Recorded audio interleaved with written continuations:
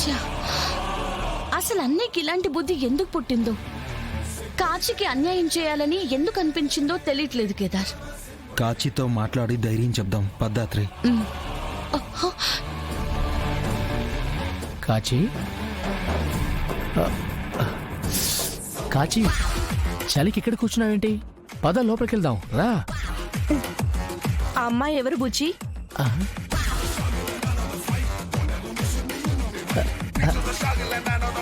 Friend అని చెప్పాను కదా కాచి. నిజంగా ఫ్రెండేనా? నా కళ్ళలోకి చూసి చెప్పు. ఏంటి కాచి అలా అడుగుతున్నావు? నన్ను నమ్మవా? నమ్మను బూచి. ఇదే మాట అందరి మధ్యలో అడిగితే ఈ ఇంట్లో నీకున్న కొంచెం పరువు కూడా పోతుందని ఊరుకున్నాను. అంటే నువ్విప్పుడు జగదాత్రి కేదార్ వాళ్ళ మాటలు నమ్ముతున్నావా? వాళ్ళు మన ఇద్దరి మధ్య గొడవలు పెట్టడానికి లేనిది ఉన్నట్టు చెప్పారని చెప్పారు కదా. ఇన్ని చెప్తున్నావు కానీ ఆ అమ్మాయి నిజంగానే నీ ఫ్రెండో కాదో చెప్పట్లేదు బూచి. వాళ్ళ అబద్ధాలు నీ బుర్రలోకి ఎక్కేశాయి కాచి. అందుకే నన్ను నన్ను నీ బూచిని అనుమానిస్తున్నావు. అందుకే అసలు నువ్వు నన్ను కాదని, నువ్వు వాళ్ళ మాట నమ్ముతావని నేను అసలు అనుకునే లేదు.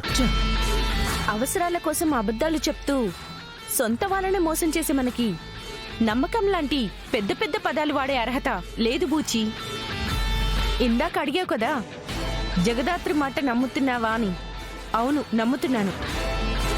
ఎందుకంటే ప్రాణం పోయినా సరే జగదాత్రి అబద్ధం చెప్పదు కాబట్టి.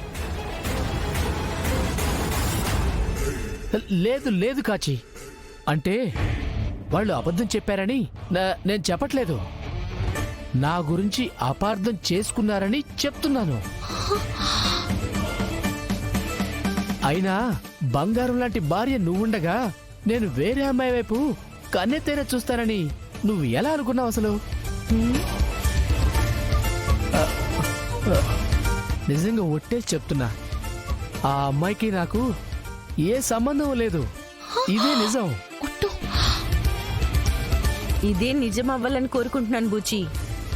ఎందుకంటే ఇది అబద్ధమని తెలిసినా, నీకు ఆ అమ్మాయికి మధ్య సంబంధం ఉందని తెలిసినా నేను ప్రాణాలతో ఉండను. అయ్యో కాచి,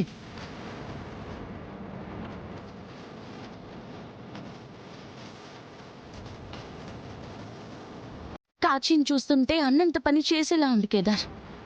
అవును దాత్రి, ముందసలు ఆ అమ్మాయి ఎవరు, బావకి ఆ అమ్మాయికి ఉన్న సంబంధం ఏంటో మనం కనిపెట్టాలి. అవును.